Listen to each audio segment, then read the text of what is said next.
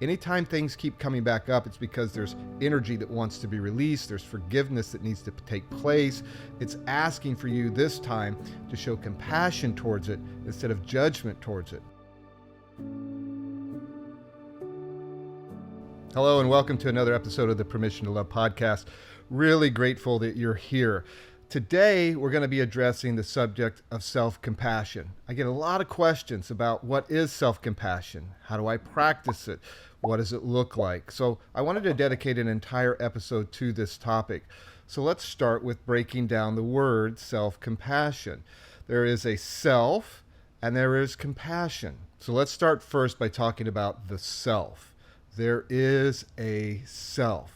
You know, one of the things in my journey was learning that I'm kind of not this singular entity or this singular thought pattern, that I have many parts to me. And realizing that we have multiple parts, but there's also this authentic, true self that's a part of that. So let me give you an example. Have you ever said to yourself, I don't know why I beat myself up so much? Like, who's the I and who's the myself? Who's the I that's doing that to myself? We kind of intuitively know that we have this multiple relationship going on inside of us. We have this part of us that wants to be mean to us. We have this part of us that wants to be kind to us. And so it's really understanding that we have multiple parts towards us. We have the inner critic, and then we have the one that really desires to love us and to show compassion towards us. And so that's the part that I'm talking about as the self. That part of you which is your authentic, true self. Some people will call it soul, some people call it spirit, Atman, or whatever that terminology that one might want to use to describe that authentic self. And so that authentic self wants to show love, wants to show compassion towards you. And so if we can view the fact that we have a higher self that's inside of us, that has the ability and has the capacity to meet the needs that we have, and as we identify more with that part of ourselves and allow that part of ourselves to express compassion towards ourselves, we become our own healers. And that's why I talk about the fact that we have a relationship with ourselves, and that relationship is determining every other relationship in our life. What I mean by that is there is the authentic self, that if we'll allow that authentic self to begin to release compassion and love and healing towards the other parts of us, we become our own healers. And one of the ways that we become our own healer is by practicing self-compassion. So it is the self that is showing compassion towards the rest of the self. I hope that makes sense. So now that we've talked a little bit about the self, let's talk about the word compassion. What does the word compassion mean? A lot of times we get the word compassion confused with pity. We think that if we're really soft on ourselves or we're showing compassion towards ourselves, we're just being pitiful. We just are showing pity towards ourselves. And so we're afraid of a couple of things. One, that we're being really soft on ourselves. And if we're really soft on ourselves, then we're afraid that we won't change, that we won't move forward. Because a lot of us think that punishment is corrective. That in order for me to change, I have to beat myself up. I have to use the voice of the inner critic or the voice of judgment in order to change myself, probably because that's what I've been used to, probably because that's what I grew up in, or whatever my story or my scenario is. I feel like that voice of negativity is going to do more to motivate me. And so if I start to show compassion towards myself, I won't be motivated, and I'm also just showing pity towards myself. That is not what compassion is in any way. It's not even empathy, because empathy can really connect with somebody else's suffering and pain and kind of feel it, but compassion is even different than empathy. So let's talk a little bit about what is compassion. Compassion has three components in order for it to be compassion. The first is that it suspends judgment. It stops judging and just suspends that for a moment. And then it enters into the suffering with another individual or with ourselves, and we're going to talk about that in a moment. And then it's moved to some type of action. So it's three components. It suspends judgment. It then enters into that suffering with the person. And then the third thing is it gets motivated towards taking some type of action. So how do I take that definition of compassion, of self, and begin to practice that towards myself? Well, the first thing, we talked about the self, recognizing that there's the you that wants to criticize you, and then there's the you that wants to show compassion towards you. And so we connect with the part of ourselves, the true authentic self that wants to show compassion. And the second thing is then we suspend judgment towards ourselves. So we all have those moments, right, where something comes up inside of us. We remember the past. We think about a past failure, and we begin to beat ourselves up for it. We begin to shame ourselves, and we begin to build a story about why we're so unworthy, why we're so unlovable. And then all of a sudden, our story has totally clouded our authentic self.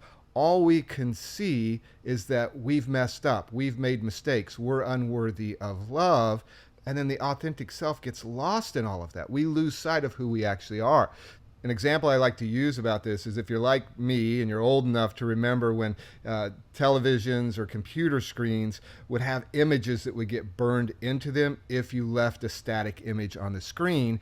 All of a sudden what would happen is if you left that static image on the screen for too long, then you would get this like ghost image on the screen. And that ghost image would stay there. It wouldn't go away. It was kind of burned into the fabric of the screen.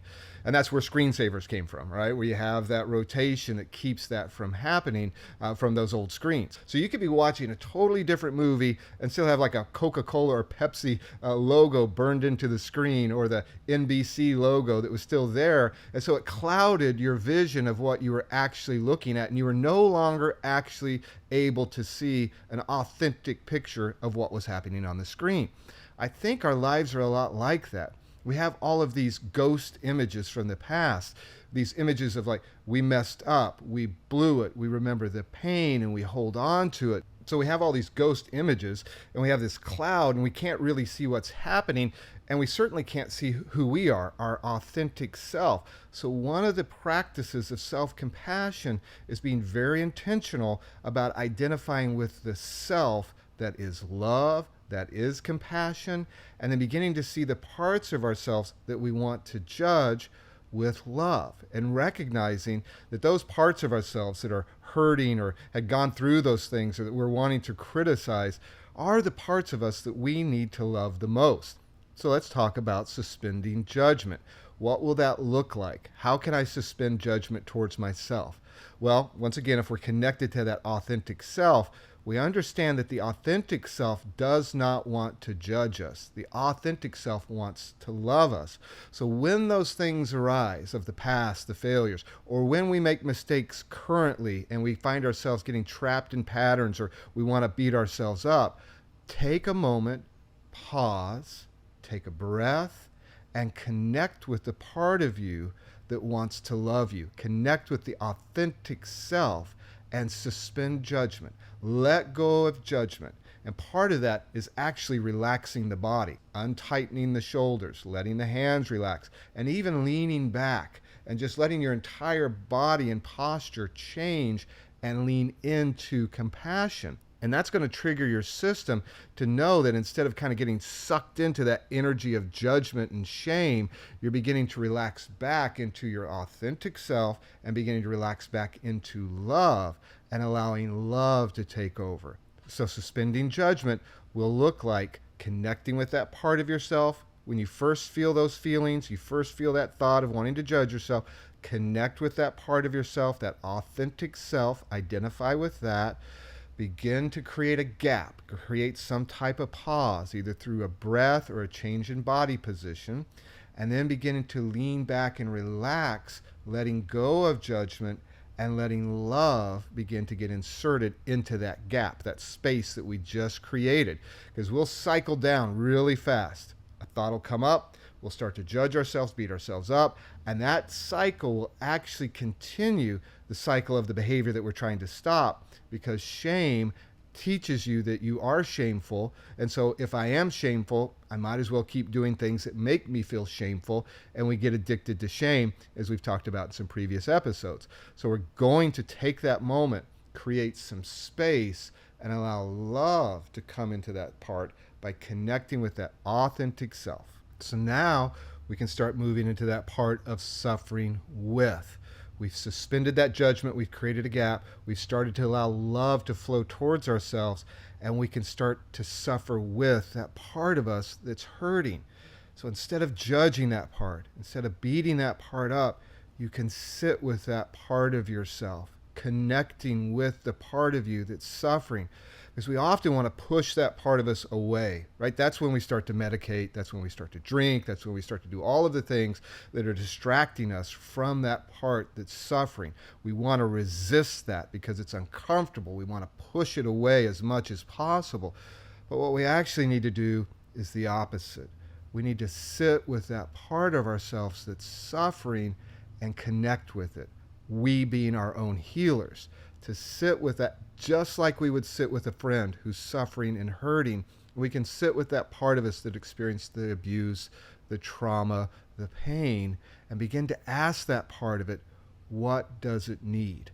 I know of no more powerful question to ask somebody when they're suffering than what do you need in this moment?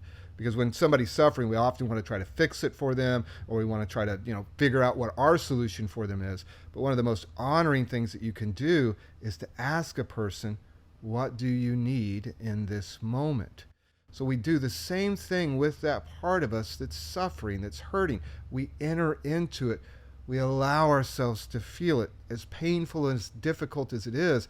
But that needs to be released. And as long as we're resisting it, we're using energy to hold that suffering down, and we're actually holding that suffering within us. So if we can sit with that part of ourselves, allow it to be felt, and listen to what that part of us needs. What is that need that that part of us wants to have met?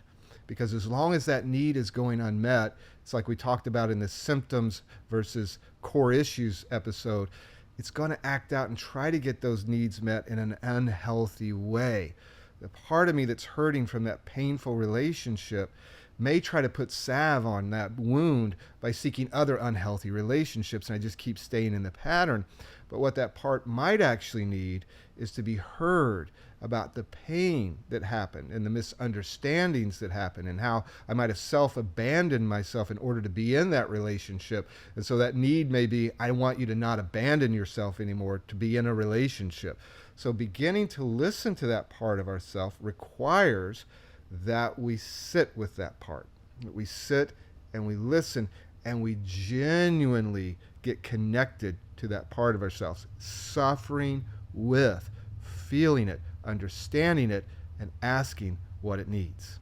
So now that we've really connected with that part of ourselves, we can move into the final part of compassion, which is taking action. Because if there's one thing about compassion, it never leaves the person or the situation the same as it found it. There's a great story that really represents compassion that many of us are familiar with, and it's the parable or the story of the Good Samaritan. It's about a man who was walking on a journey from one city to another, and along the way he was robbed and he was beaten and he was left for dead. Well, there's people who walked by this man and did nothing. One walked along the side, saw the person, saw his suffering, maybe felt really bad for him, but didn't take any action. Another one actually walked into a different space to avoid the person, and so trying to avoid the suffering, right? Avoiding the pain. Even though the pain was seen, there was an attempt to avoid it. But then the Good Samaritan did the expression of compassion, which was saw the person suffering, seeing their need, suffered with, kind of felt what that person was feeling, and then did for them what they would hopefully wish somebody would do for them, and took action, took the person to a place, got them help, got them treatment, and helped them get back on their feet. So compassion always gets moved towards some type of action. And remember, that action can just be listening. It can just be putting the arm around somebody. It doesn't have to be some grand gesture, but it is moved to relieve the suffering in some way, and in the way that the person or the part of us has expressed that that need needs to be met. I have found in my life that self-compassion, often the only requirement, that action part, is just to be with, just to sit with, and stop ignoring that part of myself. That is what that part needed, to be heard. And once it was heard, it was able to relax and know that it was being heard, and knowing that I was creating a safe space for that part of me to share with me what it needed. Now, I know it might sound a little difficult to get your head around this part of me, that part of me, but I think as you sit with yourself, you'll see that there are those parts of you, right? The part that wants to judge, the part that wants to, give yourself love and compassion. And so we're connecting with that part that wants to give us love and compassion and really allowing that part to unleash the goodness towards us. And so now we can move into that place of meeting the need that we have. And that's why self-care is so important. That's what self-care is. Understanding what we need and then giving that towards ourselves. And self-care doesn't always have to be a grand gesture. It can be something very small. And to be honest, we often have to start with those baby steps because self-care can feel so uncomfortable to us because we've denied ourselves and because we haven't listened to those needs that we have inside of us. It feels really uncomfortable to make those actions towards ourselves of loving ourselves. So starting really small can be a very helpful way to do it. And what happens is it begins to stack. I do one thing, another thing, another thing, and my system begins to relax and begins to feel comfortable with being chosen, of being told that I'm worthy, of being treated in a manner that's loving, and then my whole system begins to change.